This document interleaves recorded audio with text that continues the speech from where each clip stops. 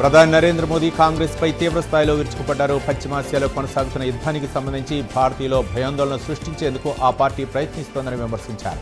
Assembly ఎన్నికల నేపథ్యంలో శనివారం మోదీ అస్సాంలోని సిల్భర్చల్లో పర్యటించారు. ఈ సందర్భంగా నిర్వహించిన బహిరంగ సభలో ఆయన విపక్షాలపై మండిపడ్డారు. పంటలకు కనీస మద్దతు ధరకు సంబంధించి రైతులకు ఇచ్చిన వాగ్దానాలను ప్రధాని మోదీ ప్రభుత్వం నెరవేర్చడం లేదని లోక్సభలో విపక్ష నేత రాహుల్ గాంధీ విమర్శించారు. సొంత ప్రయోజనాల కోసం దేశ వ్యవసాయాన్ని త్యాగం చేయడానికి సిద్ధంగా ఉన్నారని ఆరోపించారు. కనీస మద్దతు ధర గురించి లోక్సభలో తాను అడిగిన ప్రశ్నకు ప్రభుత్వం నేరుగా సమాధానం ఇవ్వలేదన్నారు. రైతుల హక్కులను కాపాడేందుకు పార్లమెంట్ లోపల వెలుపల పోరాటం కొనసాగుతుందని స్పష్టం చేశారు రాహుల్ గాంధీ. తమిళ వెట్రి కళగం అధినేత దళపతి విజయ్ తన రాజకీయ పందాను స్పష్టం చేశారు. కేంద్రంలో అధికారంలో ఉన్న ఎన్డీఏ కూటమితో పొత్తు ఉంటుందన్న ఊహాగానాలకు తెరదించు 234 నియోజకవర్గాల్లో తన పార్టీ ఒంటరిగానే పోటీ చేస్తుందని విజయ్ తేల్చి చెప్పారు. గత కొన్ని రోజులుగా బీజేపీ నేతృత్వంలోని ఎన్డీఏ కూటమి విజయ్ను తమ వైపు తిప్పుకునేందుకు ప్రయత్నిస్తున్నట్టు వార్తలొచ్చాయి.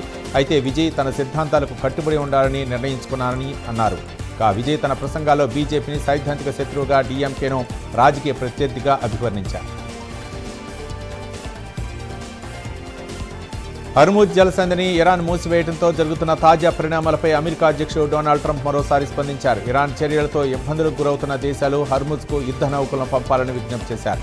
అతి త్వరలోనే ఎలాగైనా హర్ముజ్ జలసంధికి స్వేచ్ఛ లభిస్తుందని ట్రంప్ ట్రూత్ సోషల్లో ఓ పోస్ట్ షేర్ చేశారు. పశ్చిమాసియాలో యుద్ధం భీకరంగా కొనసాగుతుంది. 2 వారాలవుతున్న పరస్పర దాడులతో ఉద్రిక్తులు కొనసాగుతున్నాయి.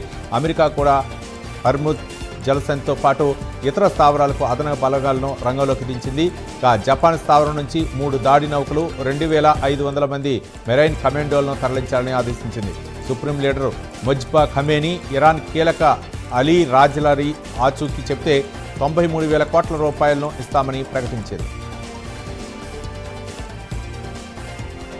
అమెరికా, ఇజ్రాయెల్లో ఇరాన్పై దాడులను రోజురోజుకి ఉధృతం చేస్తున్నాయి. డ్రోన్లు, క్షిపణులు భారీ స్థాయిలో వినియోగిస్తున్నాయి. ఈ యుద్ధం ప్రారంభమైనప్పటి నుంచి అమెరికా 10,000 డ్రోన్లను పశ్చిమాసియాలో మోహరించినట్లు బ్లూంబర్గ్ వెల్లడించింది.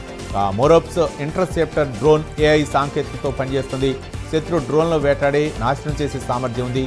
గూగుల్ మాజీ సీఈఓ ఎరిక్ స్మిత్ నేతృత్వంలోని ఓ రక్షణ ఉత్పత్తుల సంస్థ ప్రాజెక్ట్ ఈగల్లో భాగంగా మోరోప్స్ డ్రోన్లను అభివృద్ధి చేసింది. 2024లో ఉక్రెయిన్ యుద్ధంలో వీటిని భారీ స్థాయిలో వినియోగించారు. అటువైపు ఇరాన్ అభివృద్ధి చేసిన షాహెద్ డ్రోన్లను రష్యా వినియోగించగా వాటిని మోరోప్స్ డ్రోన్లు సమర్థవంతంగా కూల్చివేసినట్లు అమెరికా రక్షణ శాఖ అధికారులు తెలిపారు. ఇరాన్పై అమెరికా, ఇజ్రాయెల్ దాడులు ప్రపంచవ్యాప్తంగా చమురు సంక్షోభాన్ని సృష్టించింది. అమెరికా అనుసరిస్తున్న ద్వంద్వ విధానాలపై ఇరాన్ విదేశాంగ మంత్రి అబ్బాస్ అరాగ్చీ తీవ్ర స్థాయిలో మండిపడుతున్నారు. ఒకప్పుడు రష్యా నుంచి చమురు కొనొద్దని భారత్పై ఒత్తిడి తెచ్చిన అమెరికా ఇప్పుడు భారత్తో పాటు వివిధ దేశాలు రష్యన్ ఆయిల్ కొనాలని బ్రతిమలాడుతోందని ఆయన విమర్శించారు. రష్యన్ చమురుపై అమెరికా ఆంక్షలు ఎత్తేసింది. ఇప్పుడు ఇంటర్నేషనల్ మార్కెట్లో ధరల్ని స్థిరీకరించడానికి రష్యా క్రూడ్ ఆయిల్ కొనడానికి అమెరికా అనుమతులిచ్చిందని అరాగ్చీ విమర్శించారు.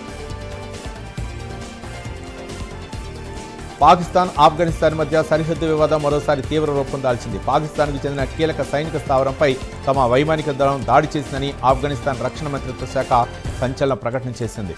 ఆఫ్ఘన్ దళాలు జరిపిన ఈ మెరుపు దాడిలో పాకిస్తాన్కు భారీ నష్టం వాటిల్లినట్లు తెలుస్తోంది. ఈ దాడిలో 14 మంది పాకిస్తాన్ సైనికులు మరణించగా 11 మంది సైనికులు తీవ్రంగా గాయపడ్డారు. దాడిలో ఒక సాయుధ ట్యాంక్, ఒక అంతర్జాతీయ రవాణా వాహనంతో పాటు సైనిక స్థావరం పూర్తిగా ధ్వంసమైంది. పాకిస్తాన్ సైనిక పాలన కొనసాగిస్తున్న అకృత్యాలకు నిరసనగానే ఈ ప్రతిదాడికి దిగినట్లు ఆఫ్ఘన్ ప్రభుత్వం స్పష్టం చేసింది.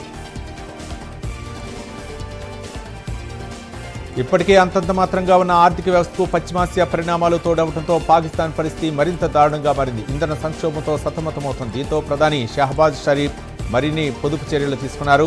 ఇందులో భాగంగా ప్రభుత్వ రంగ, స్వయం ప్రతిపత్తి సంస్థల ఉద్యోగుల వేతనాల్లో 5 నుంచి 30% వరకు కోత విధించేందుకు ఆమోదం తెలిపారు. దీని ద్వారా సమకూరే నిధులను ప్రజా సంక్షేమానికే వినియోగిస్తామని ప్రధాని కార్యాలయం తెలిపింది. పశ్చిమాసియాలో కొనసాగుతున్న ఉద్రిక్తలపై బ్రిక్స్ కూటమిలో ఒక ఉమ్మడి నిర్ణయానికి రావడం సవాలుగా మారిందని భారత్ పేర్కొంది. సభ్య దేశాల మధ్య ఉన్న భిన్నాభిప్రాయాల వల్లే ఏకాభిప్రాయం కుదరటం లేదని విదేశీ వ్యవహారాల మంత్రిత్వ శాఖ స్పష్టం చేసింది.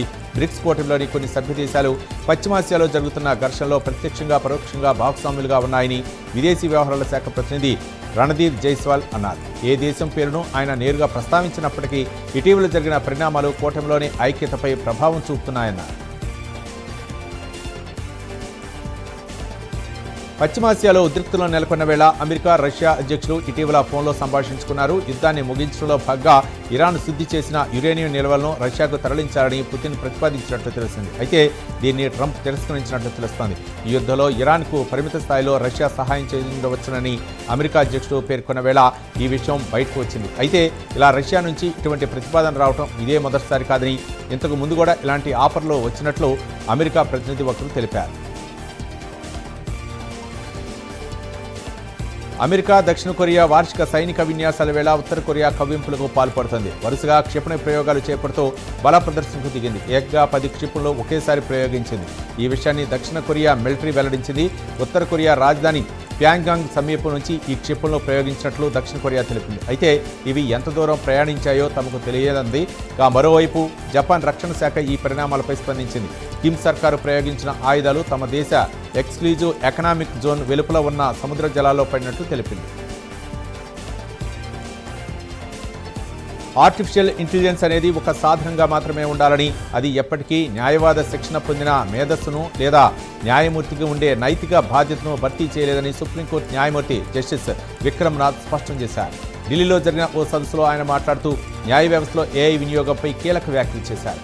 సాంకేతికత కేవలం నోట్స్ తయారు చేయడానికి లేదా సమాచారాన్ని క్రమబద్ధీకరించడానికి సహాయపడవచ్చు, కానీ కొత్త చట్టాలను సృష్టించే అధికారం దానికి ఉండకూడదన్నారు జస్టిస్ విక్రమ్ నాథ్. ఏఐ వినియోగం వల్ల సమయం ఆదా అవుతుంది, పని సులభం అవుతుందని తెలిపారు. అమెరికాకు చెందిన వైమానిక దళం ఇంధనం నింపే 5 విమానాలను ఇరాన్ ధ్వంసం చేసిందని సమాచారం. తన మిసైల్స్తో దాడి చేసి ఈ విమానాలను ధ్వంసం చేశారు.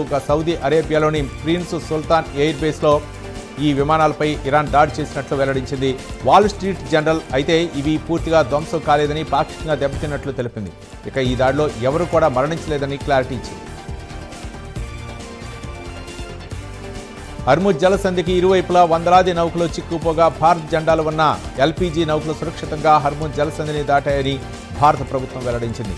శివాలిక్, నందాదేవి పేరుగల నౌకలు గుజరాత్లోని ముంద్రా, క్లాండ్లీ పోర్టుల వైపు వస్తున్నాయని షిప్పింగ్ మంత్రిత్వ శాఖ ప్రత్యేక కార్యదర్శి రాజేష్ కుమార్ సిన్హా వెల్లడించారు. ఈ నౌకలో సుమారు 92,000 టన్నుల ఎల్పీజీ ఉందని తెలిపారు.